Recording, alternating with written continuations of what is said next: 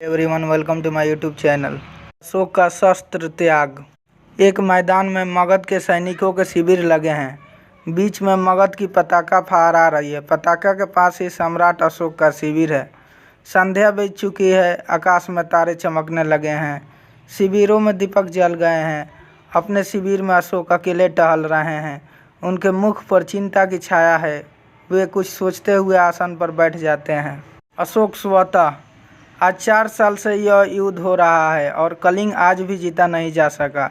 दोनों ओर से लाखों आदमी मारे गए, लाखों घायल हुए, पर हम आज भी असफल हैं। क्या होगा इसका परिणाम? द्वारपाल सिर झुकाकर, राजन, संवाददाता आना चाहता है। अशोक, आने दो। संवाददाता, प्रवेश कर महाराज। अशोक की जय हो। शुभ संवाद है। गुप्तचर समाचार लाया है कि कलिंग के महाराज लड़ाई में मारे गए हैं। अशोक प्रसन्नतापूर्वक मारे गए हैं तो मगध की विजय हुई है, कलिंग जीत लिया गया है। संवाददाता चुप रहता है। अशोक, बोलते क्यों नहीं हो तुम? चुप क्यों हो? संवाददाता धीरे से, बोलूँ क्या महाराज? कलिंग दुर्ग के फाटक आज भी बंद हैं। फिर किस मुंह से कहूँ कि कलिंग जीत लिया गया है? अशोक उत्तेजित होकर, कलिंग के फाटक आज भी बंद हैं? संवाददाता, हाँ महाराज, कलिंग के फाटक आज भी बंद है। अशोक उत्तेजित होकर खड़े होते हुए, बंद है तो खुल जाएंगे। जाओ, जाकर सेनापति से कह दो कल सेना का संचालन मैं स्वयं करूंगा। कल या तो कलिंग के दुर्ग के फाटक खुल जाएंगे या मगध की सेना ही वापस चली आएगी। जाओ, हाथ से जाने का संकेत करते हैं।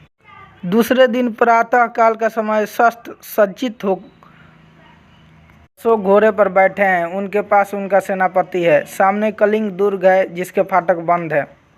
अशोक, मेरे वीर सैनिकों, आज 4 साल से युद्ध हो रहा है, फिर भी हम इस कलिंग को जीत नहीं पाए।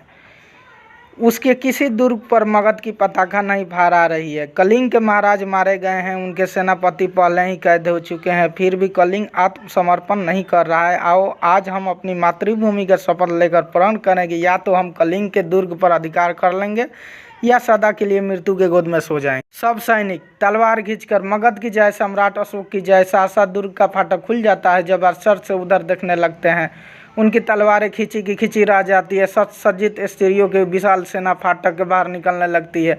सेना के आगे पुरुष वेश में एक वीरांगना है जो सैनिक वेश में साक्षात चंडी सी दिखाई देती है। यह कलिंग महाराज की कन्या पद्मा है। स्त्रियों की सेना अशोक की सेना से कुछ दूरी पर रुक जाती है। अशोक के सिपाही मंत्रमुग्ध से देखते रह जाते हैं। अशोक भी चकित रह जाते हैं। पद्मा आगे बढ़कर अपनी सेना से, बहनों, तुम वीर कन्या, वीर भगिनी और वीर पत्नी हो। मुझसे तुमसे कुछ नहीं कहना। जिस सेना ने तुम्हारे पिता, भाई, पुत्र और पति की हत्या की है वह तुम्हारे सामने खड़ी है। आज उसी से तुम्हें लोहा लेना है। तुम प्रण करो कि जननी जन्मभूमि को पराधीन होते देखने के पहले तुम सदा के लिए अपने आंखें बंद कर लो। अशोक स्वतः, यह कौन है? क्या साक्षात दुर्गा कलिंग की रक्षा करने के लिए युद्ध भूमि में उतर रही है? शेष सैनिक भी सभी स्त्रियां हैं। क्या स्त्रियों से भी युद्ध करना होगा? क्या अशोक को स्त्रियों का भी वध करना होगा? ना, मैं स्त्री वध नहीं करूंगा। मुझे विजय नहीं चाहिए। मैं यह पाप नहीं करूंगा। मैं शस्त्र नहीं चलाऊंगा। प्रकट सैनिक, स्त्रियों पर हाथ न उठाना। आगे बढ़कर, तुम कौन हो देवी? पद्मा, मैं कलिंग महाराज की कन्या हूँ। मैं हत्यारे अशोक की सेना से लड़ने आई हूँ। जब तक मैं हूँ, मेरी ये वीरांगनाएं कलिंग के भीतर कोई पैर नहीं रख सकता। कहाँ है अशोक? कहाँ है मेरे पिता का हत्यारा? मैं उसे द्वंद्व युद्ध करना चाहती हूँ। अशोक तो मैं ही हूँ राजकुमारी। दोषी मैं ही हूँ, परंतु तुम स्त्री हो, तुम्हारी सेना भी स्त्रियाँ ही हैं। मैं स्त्रियों पर शस्त्र नहीं चलाऊँगा। पद्मा, क्यों महाराज? अशोक, शास्त्र की आज्ञा है राजकुमारी। पद्मा, और शास्त्र की आज्ञा है कि तुम निरपराधियों की हत्या करो। शास्त्र की आज्ञा है कि तुम अपनी विजय लालसा पूरी करने के लिए लाखों माताओं की गोद सूनी कर दो, लाखों स्त्रियों को मांग का सिंदूर पोंछ दो।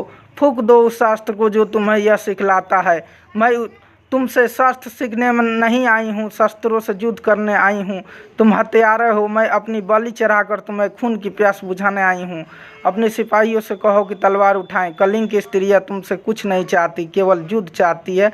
अशोक सिर झुका लेते हैं। पद्मा, क्यों सिर झुका लिया महाराज? मैं युद्ध चाहती हूँ, केवल युद्ध। आज आपके भीषण युद्ध का पूर्णाहुति होगी। अशोक, मैं बहुत हो चुका राजकुमारी, मैं अब युद्ध नहीं करूँगा, कभी युद्ध नहीं करूँगा। तलवार नीचे फेंक देते हैं। पद्मा, यह क्या महाराज? अशोक, अपने सैनिकों से तुम भी अपनी तलवारें नीचे फेंक दो। आज से अशोक तुम्हें किसी पर भी आक्रमण करने की आज्ञा नहीं देगा। फेंक दो तो अपनी तलवारें। सभी सैनिक अपनी अपनी तलवारें फेंक देते हैं। पद्मा आगे बढ़कर, मैं बुलावा में नहीं आ सकती महाराज, मैं तुमसे युद्ध करूंगी। मुझे अपने पति का बदला लेना है, मुझे अपने पिता का बदला लेना है। अशोक सिर झुकाकर, तो लीजिए बदला राजकुमारी, मैं अपराधी हूँ। जिस अशोक ने लाखों का सिर काटा है, जिस अशोक ने लाखों का सिर काटा है और जिस अशोक का सिर आज तक किसी के आगे नहीं झुका, वह आपके आगे नत है। काट लीजिए इस सिर को, मैं हथियार नहीं उठाऊंगा, मेरी प्रतिज्ञा अटल है। असुर सिर झुकाकर खड़े हो जाते हैं। पद्मा, तो जाइए महाराज, स्त्रियां भी नियस्तों पर वार नहीं करेगी। आप अपनी प्रतिज्ञा की रक्षा के लिए जीवित रहिए। पद्मा अपनी स्त्रियों को सेना के साथ दुर्ग में चली जाती है। अशोक और उसके सभी सरदार पीले वस्त्र धारण किए हुए हैं। उनके सामने एक बौद्ध भिक्षु बैठे हुए हैं। बौद्ध भिक्षु अशोक से, कहो मैं प्रतिज्ञा करता हूँ। अशोक, मैं प्रतिज्ञा करता हूँ कि आज से युद्ध कभी नहीं करूँगा। जब तक मेरे शरीर में प्राण रहेंगे, जब तक मेरे शरीर में प्राण रहेंगे, अहिंसा ही मेरा धर्म होगा, अहिंसा ही मेरा धर्म होगा। मैं सबसे प्रेम करूंगा, मेरी करुणा का सदा व्रत आप सबको मिलेगा। मैं सबसे प्रेम करूंगा, मेरी करुणा का सदा व्रत आप सबको मिलेगा। प्रतिज्ञा करो कि जब तक जीवित रहूंगा अपनी प्रजा की भलाई करूंगा, सब प्राणियों को सुख और शांति पहुंचाने का प्रयत्न करूंगा, सब धर्मों को समान दृष्टि से देखूंगा।